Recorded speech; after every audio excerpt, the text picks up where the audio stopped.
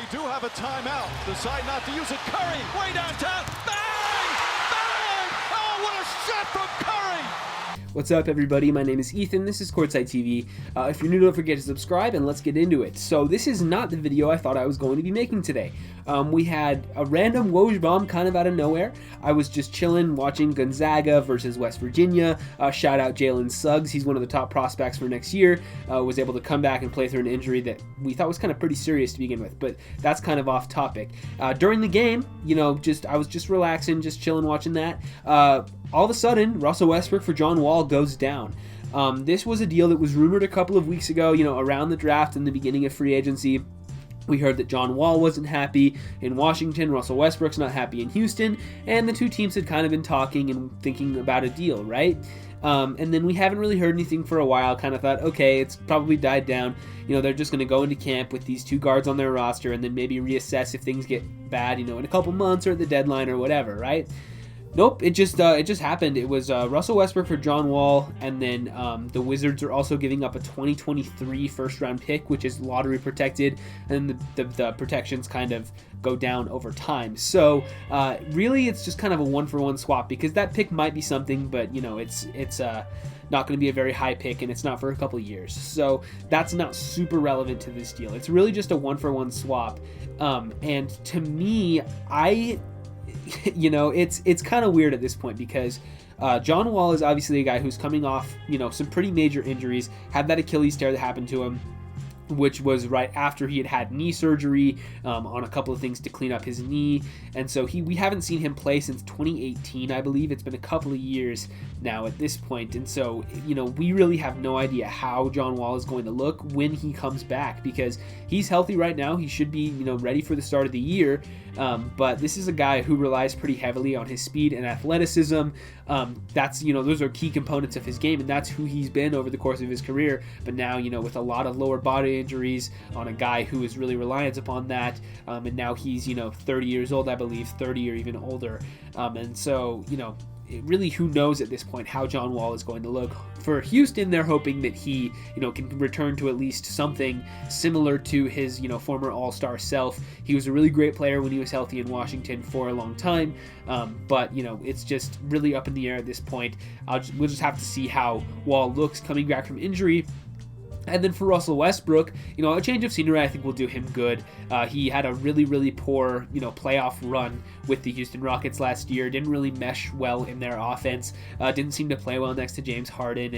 And with the small ball thing that they were trying to do, they were trying to have a lot of spacing by not having a center on the court. But it kind of kills your spacing when your point guard can't shoot either. So Russ wasn't really, fitting into that system. He had a month or two, near where the season got suspended, like February, March, where he was actually playing pretty well within that offense. He was, shooting efficiently, taking less threes and more twos, and he was really fitting into that offense. And then, things kind of reverted back to how they had been in the playoffs and in the bubble, where he just, was being really inefficient and taking shots that he shouldn't take and kind of hijacking the offense in a way, taking away from what the Rockets are trying to do. So moving Russ to Washington lets him, he plays with Bradley Beal now, which, I'm not convinced that that's that much of a better fit than it was next to James Harden. I think they should be able to make it work if they want to, but we'll have to see how that goes because Beal is a guy who has been, he's played a lot on ball over the past couple of years with Wall out, but obviously he knows how to play next to a star point guard who also will need the ball. So he'll be a guy who, Beal, I have faith in him to be able to adapt his game because he's also a very good off-ball player. So they'll kind of have to figure it out. And then if you're Washington, you're hoping that Russ, also learns to play off ball a little bit more. But at this point, I just don't think that's really a viable option for him.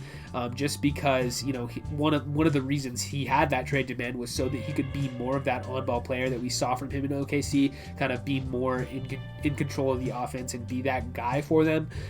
And here in Washington, he's going to want to do that. And so it doesn't really seem to me like he's going to want to defer to Bradley Beal too often. We'll just have to see how that goes. But, everyone's inclined to ask right now, who won this trade, right? If you're looking at it just right now, grading the trade, who do you think won this deal? So, that I'm not the biggest Russ fan. I never really have been.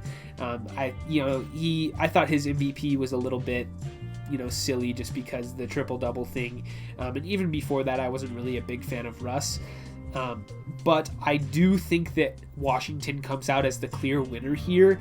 Even though they did give up that pick, it's a 2023 lottery protected. So it's not like, even if the Wizards are bad, then they're going to keep it because they'll be in the lottery. And so it's kind of like, it's probably a bit of an upgrade at point guard just because, like I said, we have no idea how John Wall is going to look. And if there's one thing you can say about Russ is that he's usually been healthy. There hasn't really been too many injury concerns for Russ in his career. He's mostly been very durable, been able to, be available for most games out of the season. So, at least there's that, right? Russ should be healthy for you for next year and for the next couple. And they are similar players. Russ is probably not as good of a defender, but like I said, who knows how good John Wall will be defensively coming off some lower leg injuries. Russ is not as good of a shooter as Wall is, even though, Wall is probably not a great shooter either, but Russ is not as good. And he's probably, a similar style, like I said, with the speed and athleticism and going to the rim and stuff. So at this point in their careers, even though Russ is a couple years older and his value has really, really tanked over the last year or so, I think you can probably say that he is definitively a better player than John Wall. We just, I've said it before, but we don't really know how Wall is going to look off that injury. So that's my only concern there for the Rockets, right? Because the Rockets, yes, they're getting this pick back, but I think this is a clear downgrade. Even though Wall, maybe he fits better next to James Harden, but who even knows what's up with the James Harden thing. And, if he's healthy, theoretically, this could work a little bit better because, like I said, Wall's a little bit better of a shooter than Russ is.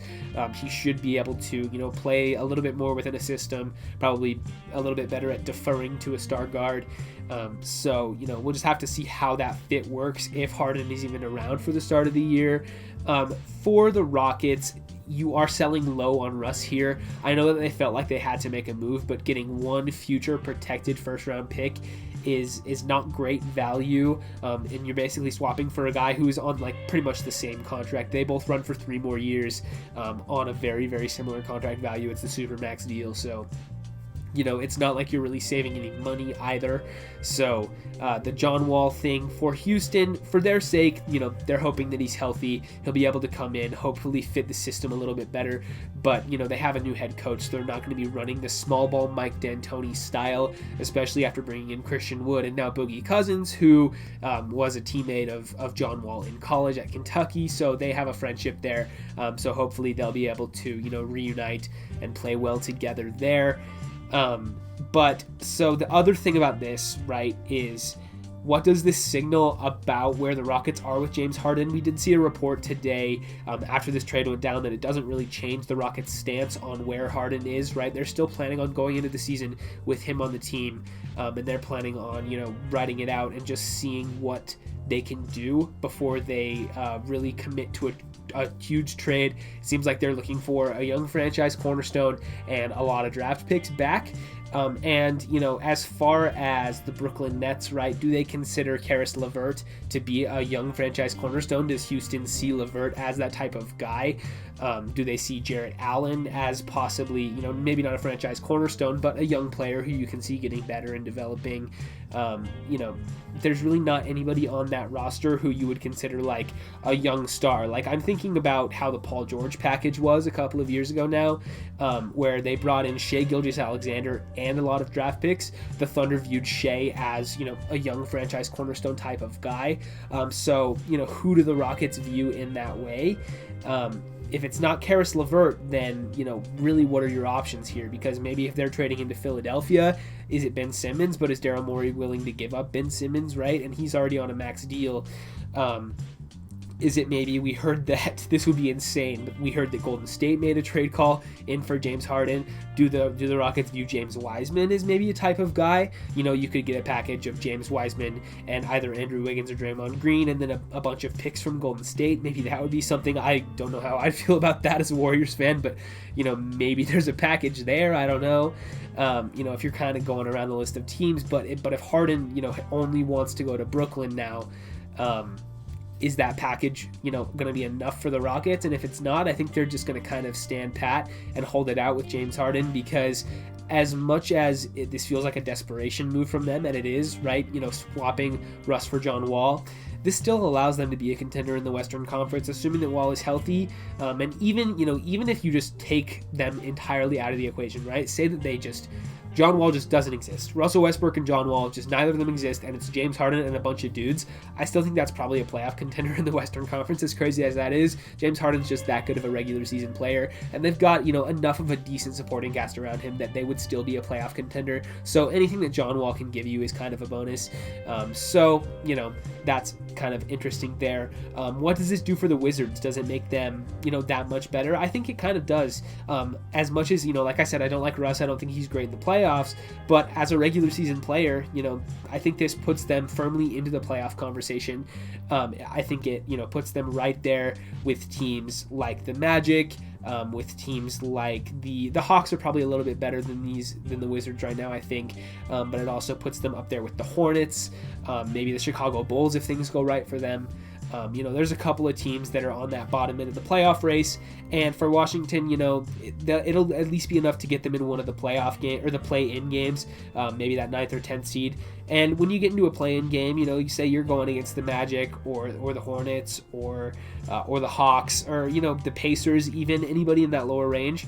I could see this Wizards team being good enough to pull off an upset, right? Russell Westbrook has one of his hot games, drawing attention away from Bradley Beal maybe. Beal can, go for 40 or 45 in one of those play-in games and get you a win there. I could definitely see this happening. So as much as Russell Westbrook kind of has this reputation of being a playoff choker and not showing up in big moments, I think this does turn the Wizards into one of those, scarier, lower seeded playoff teams, a team that nobody's going to want to match up against in the first round, in one of those play-in games or in the first round. It's not like they're going to be crazy, but they're probably a little bit tougher to game plan for than a team like Orlando or Charlotte. In that way, I think that this does make them better. And like I said, the contracts are very similar, so it's not like you're, committing more long-term money. I don't hate this move for Washington. I understand why it needed to happen. I'm not going to say it's a home run of a trade because it doesn't really move the needle too much. But with the circumstances that the Wizards were under, I think that they probably got better value out of this than the Rockets did in their circumstances.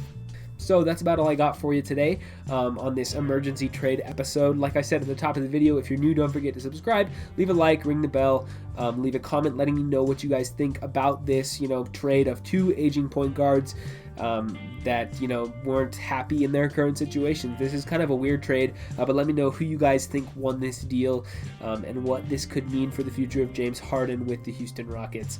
And with all that said, I will see you guys in the next one.